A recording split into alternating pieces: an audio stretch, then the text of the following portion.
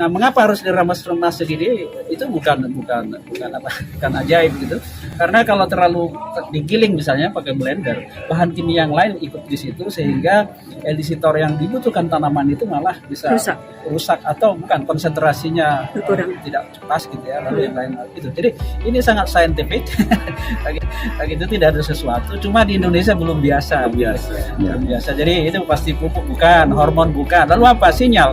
Tadi kalau ada di sini tentara ya, saya bilang tanya beliau itu kalau lagi perang atau itu ditelepon sama istri, Mas hati-hati ya, oh lebih semangat ya, padahal nggak makan apa-apa.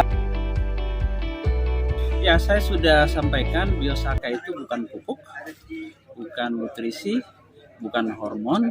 Biosaka itu adalah sesuatu yang diekstrak dari tanaman. Pertanyaannya apa isinya? Orang akan bertanya. Saya berani mengatakan isinya itu terkait dengan elisitor.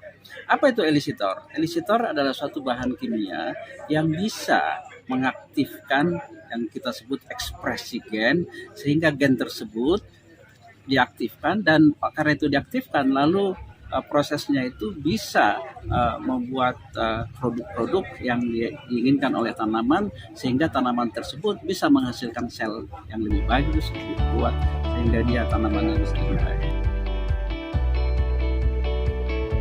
Ya, karena saya ini dari Biological Engineering, Rekayasa HIT ITB, sehingga ada penelitian kami yang masih awal sekali, tapi kami sudah diperkenalkan dengan elisitor itu yang bahwa itu adalah sebagai signal, dan signal itu sangat penting.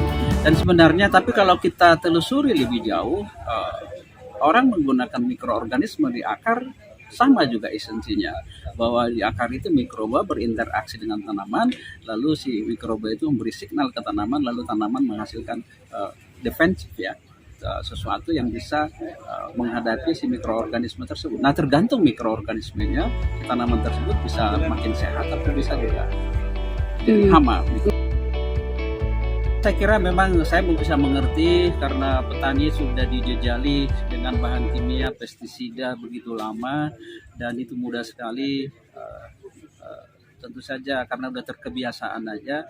Tapi yang harus kita sadari sekarang harga pupuk sudah mahal, dan lahan kita, tanah kita pun sudah mulai tidak sehat ya karena terlalu banyak pupuk, sehingga ini juga harus dicari solusi yang lain.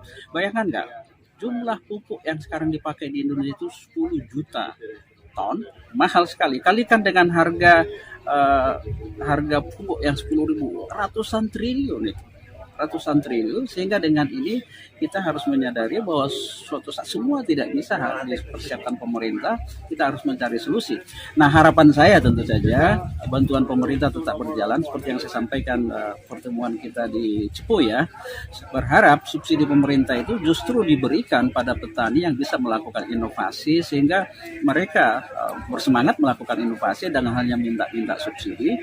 Dan menurut saya subsidi itu sudah saatnya mungkin dikurangi, dan kalau petani sudah bisa melakukan inovasi diberhentikan subsidinya, tapi justru petani yang melakukan inovasi diberi mereka sebagai reward ya, penghargaan. Saya kira itu yang harus kita lakukan. Kalau setelah saya melihat tanaman melon blitar yang sangat bagus, dan bagaimana pemakaian pupuknya tinggal 10%, 5%, malah ada yang tidak ada, saya kira dari sana dalam arti untuk kepentingan petani sudah selesai. Tapi untuk kepentingan saintifik tentu saja masih akan banyak, dan Pak Dirjen tadi sudah menyatakan kami akan mengirim mahasiswa untuk melakukan perhitungan semua dan coba kita publikasi. Tapi tentu saja mengapa untuk melon itu sudah bagus, karena lingkungan melon itu sudah sangat bagus, dan peran elisitor itu memberi signal sudah sangat kuat, dan pengaruh luarnya berkurang. Sementara di tanaman lain selama dari luar itu masih banyak pengaruh kurang baik, tentu akan melihat perannya. Tadi Pak Dirjen menyampaikan paling mudah, dan saya senang sekali Pak Dirjen langsung mengerti bahwa mungkin kita harus membuat satu tanaman yang luas sehingga pengaruh luarnya tidak terlalu terasa pada tanaman. Saya kira itu solusi yang harus kita